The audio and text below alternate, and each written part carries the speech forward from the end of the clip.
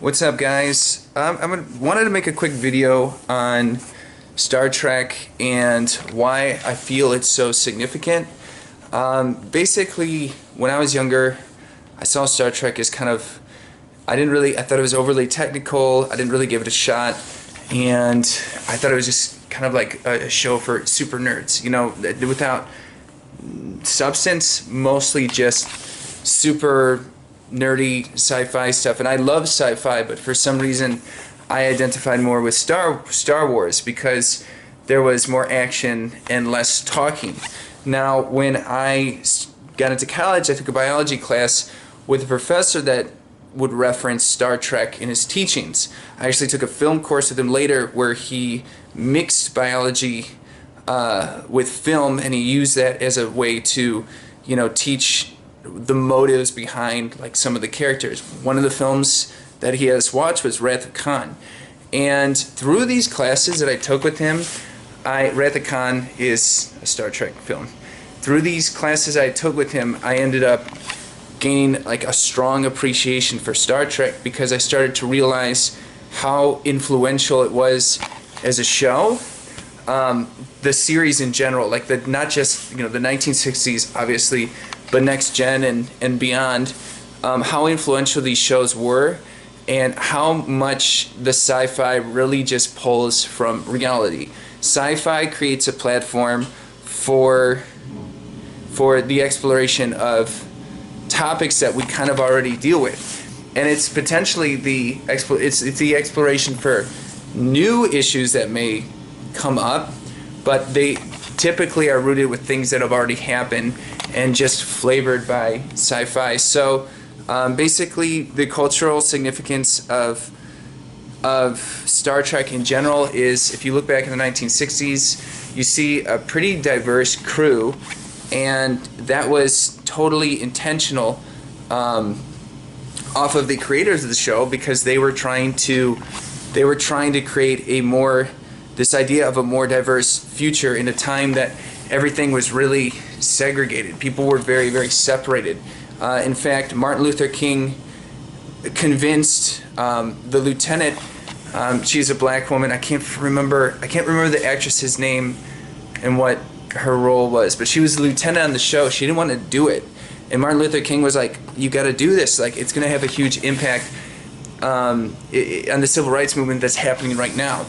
And so she did, and to kind of paint how this was influential, LeVar Burton, the guy who played Geordi in Next Gen, he said in an interview that when he saw that, it changed his life, because he saw this black woman, so a female, and the fact that she was black, playing in this role as a lieutenant on this huge show. So she was in a position of power, and he said that when he saw that, he saw somebody he could relate to, and he felt like this new inspiration in himself in a society that he saw as very, very racist. And it empowered him, and obviously, like, he played Geordi in Next Gen, so, you know, that dream came true for him, and that was a really cool thing.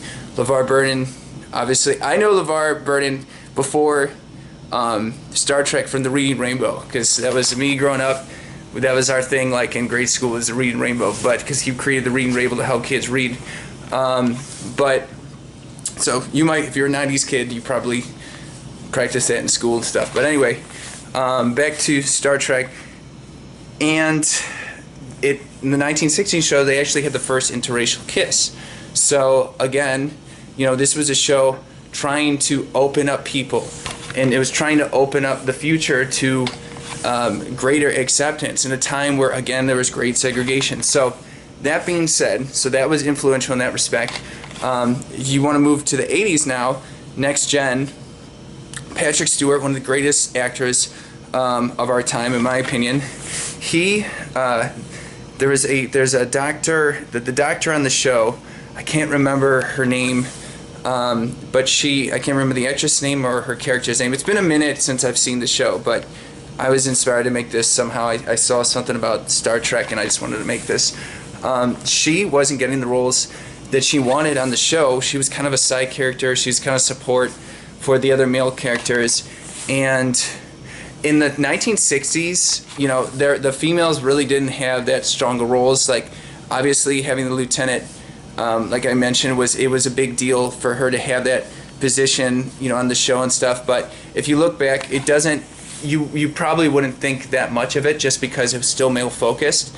But at the time, that was a big deal. But moving to the 80s, you know, this woman was speaking out like, there's still sexism against these female characters. Like, this is a show that's supposed to be promoting greater acceptance, and yet you're having me play these, and you're telling me like that this is the limit of my character, you know. And Patrick Stewart, he is a huge advocate for female rights. He grew up with a mother who was abused by his father, so he would stand in between his mother and his father when he would, you know, be hitting her and stuff, and he'd protect her. And he was raised by his mother, and he stood by this actress and said, I'm not going to be Captain Picard if you don't give her, you know, the stronger roles. And so they ended up following through. And again, you know, this is like the legacy of the show. Like, it's a push for, like, we're not going to stand for anything less than, you know, respect for people. And so there is an energy behind the show, not just the themes. There's an actual energy behind the cast. There's an actual energy.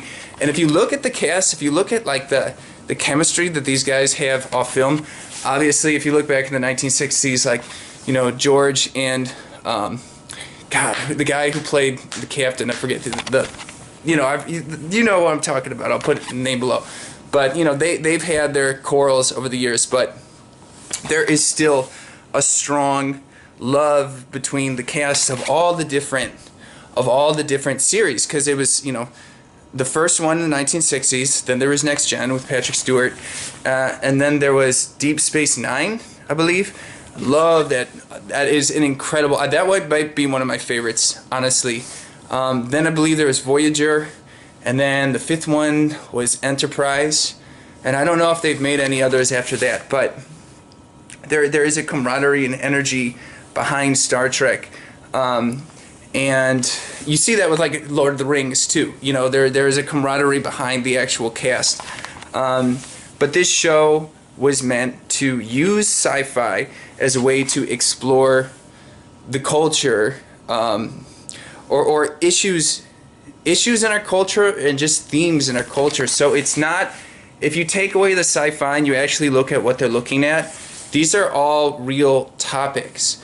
And the sci-fi is cool. Me as a nerd, like, I love that. So you get to color it with space and, you know, meeting people from different, you know, galaxies, and different, you know, people who look different than us, and people who have different cultures and eat different types of food. This is really exciting to me. But if you look at its core themes, these are all like loneliness, xenophobia, is that how you pronounce it? Which is like the fear of people from different countries, racism. So these are more the negative topics, but there's also positive topics like respecting other people's cultures, trying to understand, trying to integrate cultures, working with people with different backgrounds, seeing the dynamic between, you know, different people from different backgrounds working together, and how relationships work in that respect too. So, awesome show, highly recommend. Awesome shows, I should say. I would say the one to check out, you know, the 1960s, obviously, I like them, but they're, you know, if you look at them, they're classic because they're old school and they were, you know, monumental at the time. But they're, you know, it's mostly focused on the dudes. And then there's Next Gen. Next Gen is contemporary as it can be, in my opinion.